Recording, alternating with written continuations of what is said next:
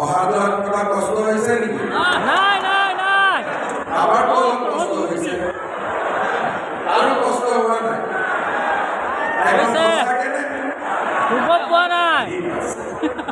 আজিৰ সভাত আমাৰ মাজত উপস্থিত অসম চৰকাৰৰ সন্মানীয় উদ্যোগ মন্ত্ৰী বিমল বৰা ডাঙৰীয়া, আমাৰ মন্ত্ৰীসভাৰ সন্মানীয় সতীৰ্থ ৰঞ্জিত কুমাৰ দাস ডাঙৰীয়া, অতুল বৰা ডাঙৰীয়া, কেশৱ মহন্ত ডাঙৰীয়া, উৰ্খাও গৌৰা ব্ৰহ্ম ডাঙৰীয়া, চন্দ্ৰমোহন পাটোৱাৰী ডাঙৰীয়া, ৰনোজ পেগু ডাঙৰীয়া, অশোক সিংহাল ডাঙৰীয়া, সঞ্জয় কিষাণ ডাঙৰীয়া, অজন্তা নেওগ ডাঙৰীয়ানী, পীযুষ হাজৰিকা ডাঙৰীয়া, জয়ন্ত মল্ল বৰুৱা ডাঙৰীয়া, নন্দিতা গাৰ্ডুচা ডাঙৰীয়ানী, আমাৰ মাজত উপস্থিত সন্মানীয় বিধায়ক ভৱেশ কলিতা ডাঙৰীয়া, কাৰ্বি আংলং স্বায়ত্তশাসিত পৰিষদৰ মুখ্য কাৰ্যবাহী সদস্য তুলিৰাম ৰংখান ডাঙৰীয়া,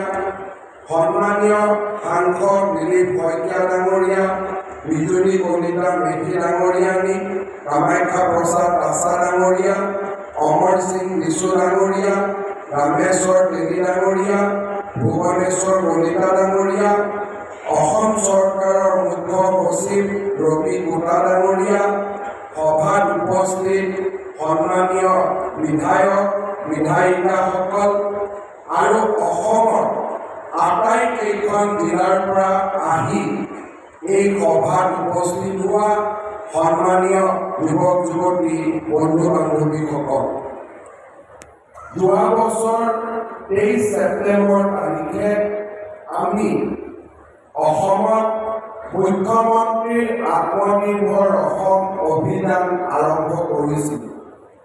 আপোনালোকৰ মনত আছে 2021 আমাৰ মিত্ৰৰ দলে যেতিয়া নিৰ্বাচনৰ মাজলৈ আমি গৈছিলোঁ, তেতিয়া অসমৰ ৰাইজক আমি দুটা প্ৰতিশ্ৰুতি দিছিলোঁ যে 1 লাখ চৰকাৰী চাকৰি আমি নিয়োগ কৰিম আৰু দ্বিতীয়তে 2 লাখ যুৱক যুৱতীক আমি আত্মসংস্থাপনৰ পথ দেখুৱাম।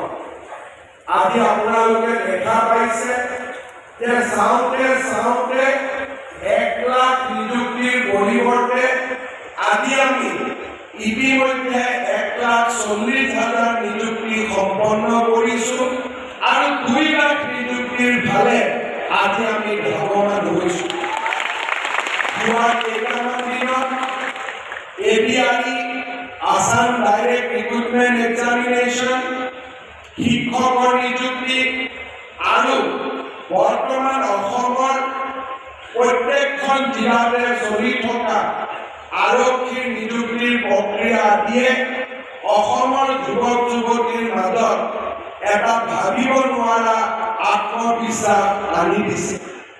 আজি অসমত 11 লাখ যুৱক যুৱতীয়ে একেলগে পৰীক্ষা দিয়ে আৰু প্ৰত্যেকজন যুৱক যুৱতীয়ে এটা কথা অন্তত মনত দৃঢ়ভাৱে প্ৰতিপন্ন কৰি লৈছে যে নিযুক্তি স্বচ্ছ হ'ব আৰু এই নিযুক্তি কোনেও এটকা নোপোৱাকৈ নিযুক্তি হ'ব। তেনেকুৱা যে আত্মবিশ্বাস অসমৰ যুৱক যুৱতীৰ মাজত গঢ়ি উঠিছে। আজিৰ পৰা যদি 10 বছৰ আগলৈ অসমত দীৰ্ঘকালীন যেতিয়া কংগ্ৰেছৰ শাসন চলিছিল, কোনো ল'ৰাৰ মনত ছোৱালীৰ মনত এই কথা বিশ্বাস নাছিল যে আমি চৰকাৰী চাকৰি টকা নিদিয়াকৈ চৰকাৰী চাকৰি পাম। কোনেও বিশ্বাস কৰিব পৰা নাছিল আৰু চাওঁতে চাওঁতে সৰু এটা চাকৰিৰ বাবে টকা দিয়া, ঘোষ দিয়াৰ পৰিমাণ 1 কোটি টকালৈকে বৃদ্ধি পাইছে। কংগ্ৰেছৰ দিনত APSCত এনেকুৱা ব্যক্তিক অধ্যক্ষ কৰি দিয়া হৈছিল যে তাৰ জীৱনত এটাই মাত্ৰ ব্ৰত আছিল যে নিবনুৱা ল'ৰা ছোৱালীৰ পৰা কেনেকৈ টকা লুণ্ঠন কৰিব পাৰি, কেনেকৈ ধন লুণ্ঠন কৰিব পাৰি। আৰু এনেকুৱা এটা পৰিৱেশ আছিল যে অংগনবাড়ী কৰ্মী আশা কৰ্মী নিযুক্তি দিবৰ বাবেও ধনৰ লেনদেন হৈছিল। আজি আমি সেইখন অসম এটা যুগৰ পৰা আন এটা যুগলৈ পৰিৱৰ্তনৰ বাবে কাম কৰিছো। কংগ্ৰেছৰ দিনত থকা পংকিলতাক আঁতৰাই আজি আমি স্বচ্ছতাৰ এটা নতুন দিগন্তলৈ গতি কৰিছো। কোনোবাই সুধিছে যে আমাক প্ৰশ্ন কাকতখন ঘৰত আনিব দিব লাগে, আমি কৈছো ঘৰলৈকে লৈ যাওঁ। কোনোবাই কৈছে যে আমাক OMR চিঠিখন চাব দিব লাগে, আমি কৈছো সেইখনো লৈ যাওঁ। কোনোবাই কৈছে আপোনালোকে এনচাৰ কিটো ঠিক কৰি বনাইছে নে নাই তাকো আমি চাব খুজিছো, সেইটোও চাই লওঁ। স্বচ্ছতাৰ এটা নতুন দিগন্তলৈ আমি গতি কৰিছো। আজি অসমৰ যুৱক যুৱতীৰ মাজত এটা ভাবিব নোৱাৰা আত্মবিশ্বাস আহি পৰিছে। ঋণাত্মক পৰিৱেশবিলাক সলনি হৈছে আৰু লাহে লাহে এটা আন্দোলন বিবৰ্তিত পৰিৱেশত আমাৰ ৰাজ্যখনলৈ স্থায়ী শান্তি আৰু বিকাশৰ ধাৰা উভতি আহিছে।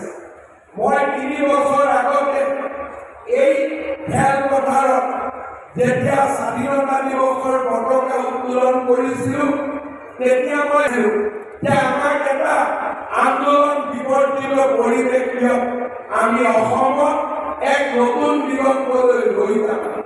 আজি আপোনালোকে দেখিছে ৰাজহুৱা খণ্ডত নিযুক্তি হওক, অসমত উদ্যোগীকৰণৰ বাতাবৰণ হওক বা আত্মনিৰ্ভৰ অসমৰ ফালে এক নতুন যাত্ৰা, সোণসেৰীয়া যাত্ৰা আমি আটাইবিলাকতে আজি সফল হ'ব পাৰিছো।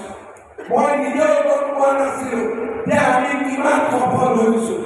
যোৱা পৰহি দিনাখন অসমৰ জাগিৰোডত ছেমি কণ্ডাক্টৰ ইণ্ডাষ্ট্ৰী আমি আনিছিলো। ময়ো গম পোৱা নাছিলো যে কিমান ডাঙৰ ইণ্ডাষ্ট্ৰী আমি অসমত আনিছিলো। কিন্তু এটা স্কিম আৰম্ভ কৰিছো যে ল'ৰা ছোৱালীক আমি নিজৰ ভৰিৰ ওপৰত নিজে থিয় হ'বলৈ 2 লাখকৈ টকা দিম। কোনো মৰ্টগেজ নলওঁ, কোনো কাগজ নলওঁ আৰু আমাক 1 লাখ টকা ঘূৰাই দিব। কেতিয়া? 3 বছৰ তেওঁলোকে গেপ দিব। আজি যদি মোৰ 2 লাখ টকা সম্পূৰ্ণ হয়, মই 3 বছৰ এই 1 লাখ টকাটো ঘূৰাই দিব নালাগে আৰু তাৰ পিছত আমি পৰৱৰ্তী 5 বছৰত এই টকাখিনি সৰু সৰু ইনষ্টলমেণ্টৰ জৰিয়তে আমি উভতাই দিম। 1 লাখ টকা আমি উভতাই দিব নালাগে আৰু বাকী 1 লাখ টকা আমি এতিয়া উভতাই দিয়া সম্পূৰ্ণ কৰিম 8 বছৰ পিছত। মই যেতিয়া যেনেকে এনেকুৱা ধৰণৰ আঁচনিৰ কথা কওঁ, তেতিয়া মানুহে আন চৰকাৰসমূহ আচৰিত হয়, ৰাইজ আচৰিত হয়। যোৱাকালি মই হাৰিয়ানাত আছিলো, মই এই আঁচনিৰ বিষয়ে কৈছিলো আৰু ৰাইজক মই কৈ আহিছিলো যে আপোনালোকে মোৰ ফেচবুক চাই থাকিব। অহাকালি 11টা বজাত আমি প্ৰথম 25,000 ল'ৰা ছোৱালীক এই আঁচনিৰ ধন আমি হস্তান্তৰিত কৰিম। বহুতে মোক বিশ্বাস কৰা নাছিলে, বেংকত যাব নালাগে, বোলে নালাগে, কোনো কাগজো দিব নালাগে, বোলে নালাগে, মৰ্টগেজো দিব নালাগে, বোলে নালাগে, বোলে টকাখিনি যদি ঘূৰাই নিদিয়ে। মই কৈছিলো যে অসমৰ যুৱক যুৱতীৰ ওপৰত মোৰ বিশ্বাস আছে, তেওঁলোকক আমি আজি হাৰিয়ানা বহুত লোকে এই ফাংচন লাইভ চাই আছে। মোক কৈছে কালি আমি চাম, মই বোলো আপোনালোকে চাই থাকিব। অৰ্থাৎ আজি অসমক লৈ ভাৰতৰ চুকে কোণে আমি আজি গৌৰৱ কৰিব পাৰোঁ। আজি আমি